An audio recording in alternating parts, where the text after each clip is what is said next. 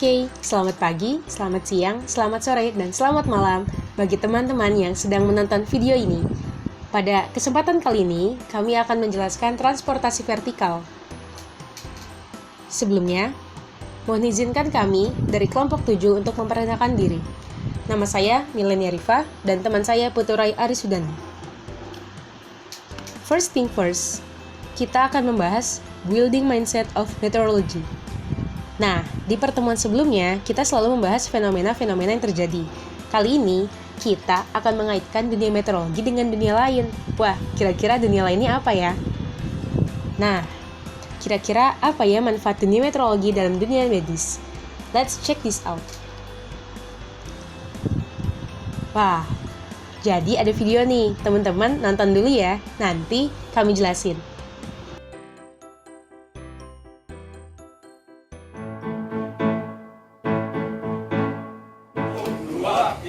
Satu, dua, tiga,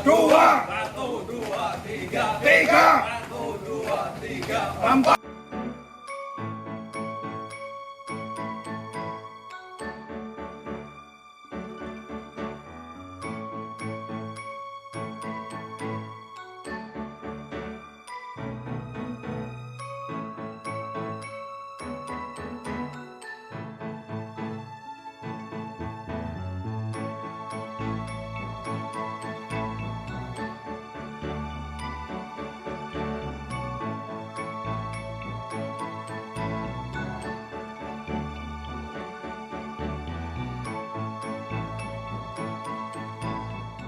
Jadi walaupun tidak ada corona, sebetulnya kita dianjurkan pagi-pagi itu untuk berjemur karena itu untuk membantu vitamin D, untuk kalsium juga, jadi bagus untuk tulang.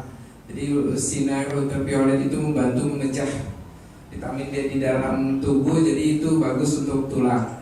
Kalau itu bisa membunuh virus, mungkin bisa yang di luar, yang di baju-baju mungkin ada terkena, jadi bisa mati. Tapi kalau yang di dalam, misalnya positif, ya tidak bisa untuk membunuh virus yang sudah ada masuk di dalam tubuh.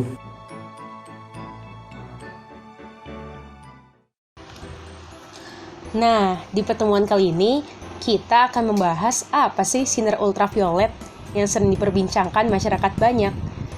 Sinar ultraviolet terbagi menjadi 3, UVA, UVB, dan UVC. UVA sendiri, 95% radiasi mencapai ke permukaan bumi dan melewati lapisan ozon. Untuk UVB, 2-3% radiasi mencapai bumi. Sisanya diserap oleh lapisan ozon dan dipantulkan lagi ke luar angkasa. Untuk UVC, seluruhnya diserap oleh lapisan ozon. Nah, dari BMKG sendiri menuliskan bahwa sinar matahari yang kurang akan memengaruhi mood kita dan juga meningkatkan ancaman kekurangan vitamin D. Namun, jika menerima paparan sinar matahari yang berlebihan akan menimbulkan bahaya bagi kesehatan. Kira-kira kenapa ya penyerapan UV ini berbeda-beda? Secara umum, banyaknya sinar ultraviolet yang mencapai bumi akan dipengaruhi oleh beberapa faktor, yaitu 1. Sudut datang sinar matahari. Yang kedua, posisi lintang tempat. Yang ketiga, tutupan awan. Yang keempat, ketinggian.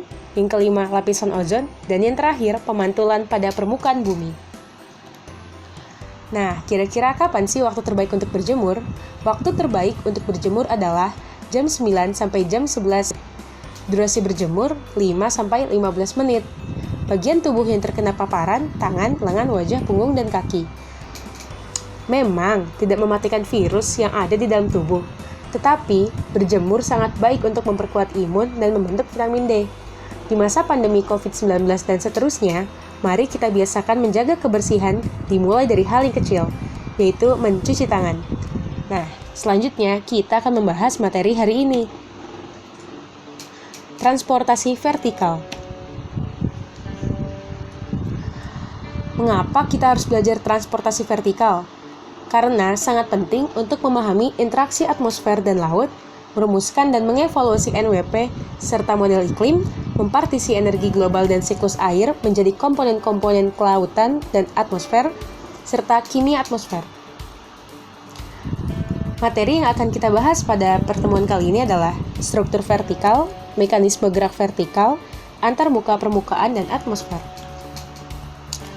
Yang pertama, kita punya struktur vertikal, yaitu rata-rata struktur vertikal dan skala waktu struktur vertikal. Oke, kita mulai dari rata-rata struktur vertikal.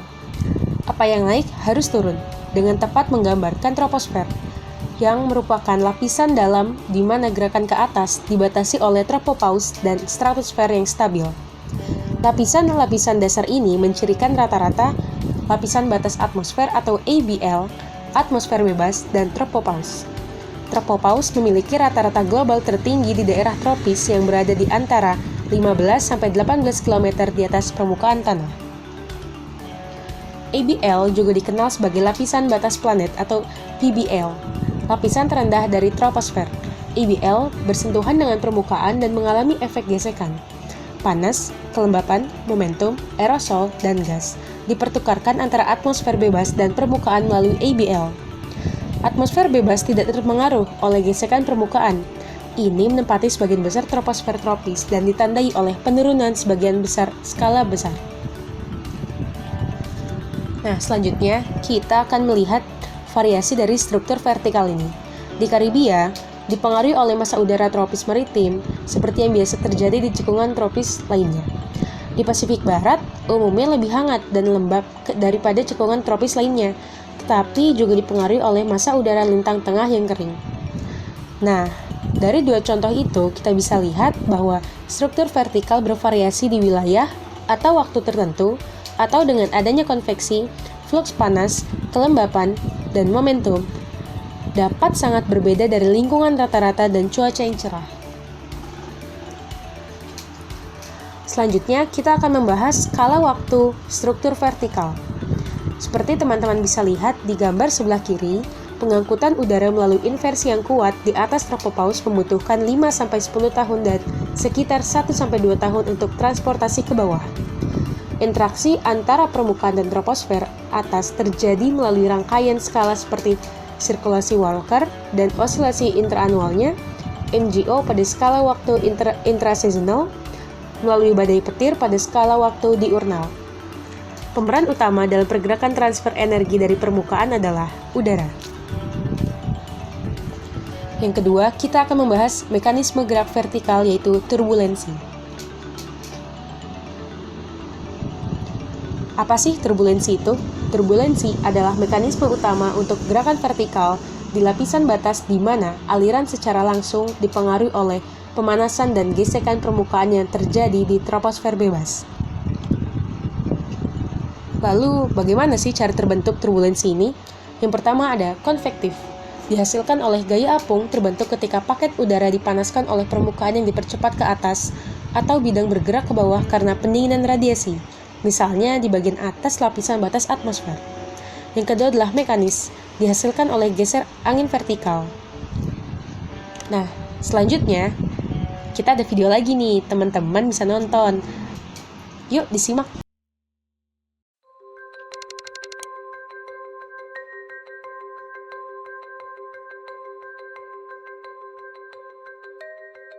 It can feel like the scariest part of flying, but turbulence is no cause for alarm. Turbulence is a sudden change in airflow. It can be caused by a number of factors. The most common cause is turbulent air in the atmosphere. Jet streams trigger sudden changes in wind speed that can rock the plane. Another type is thermal turbulence. It's created by hot, rising air, usually from cumulus clouds or thunderstorms. Mechanical turbulence is caused by the landscape. Mountains or tall buildings can distort the wind flow in the sky above them. Airplanes can also create turbulence. The wings cause wake turbulence as it passes through the air. This can affect planes flying behind one another. It's why planes avoid taking the same flight path on takeoffs and landings. Pilots and air traffic control do a lot to avoid turbulence. But even when they do run into it, the risk is low.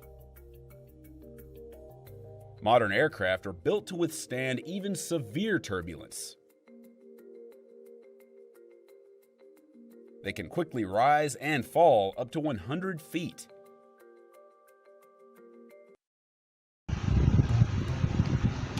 Nah, itu tadi video turbulence. Selanjutnya kita masuk ke antarmuka permukaan atmosfer. Yang pertama ada proses antarmuka udara laut, dan yang kedua adalah proses antarmuka darat dan udara. Kita masuk ke proses antarmuka udara dan laut. Beberapa proses yang saling tergantung di antarmuka udara laut sangat penting untuk cuaca dan iklim, serta transportasi vertikal panas, kelembapan, dan momentum.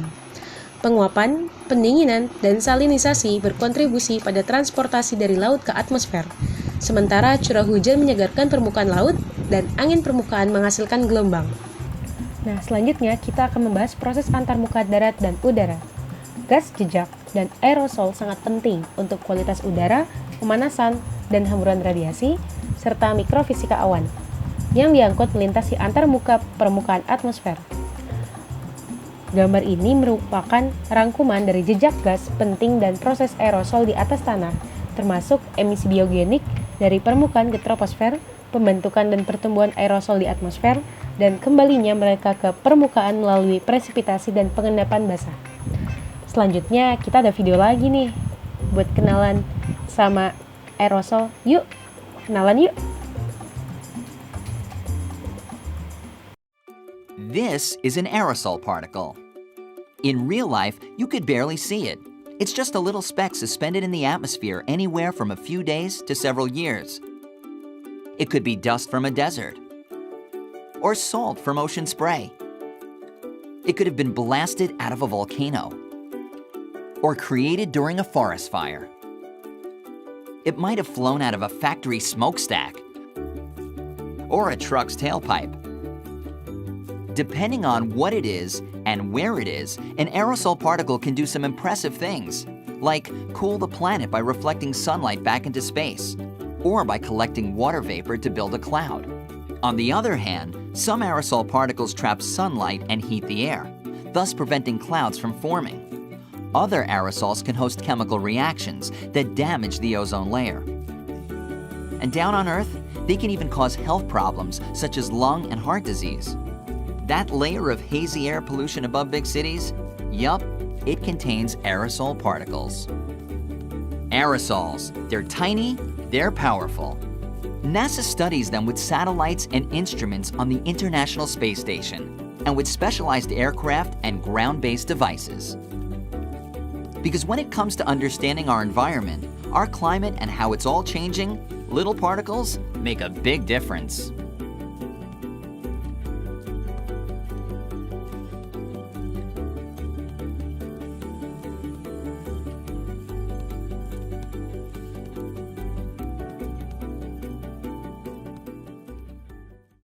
Ternyata kita udah nyampe di penghujung video ya.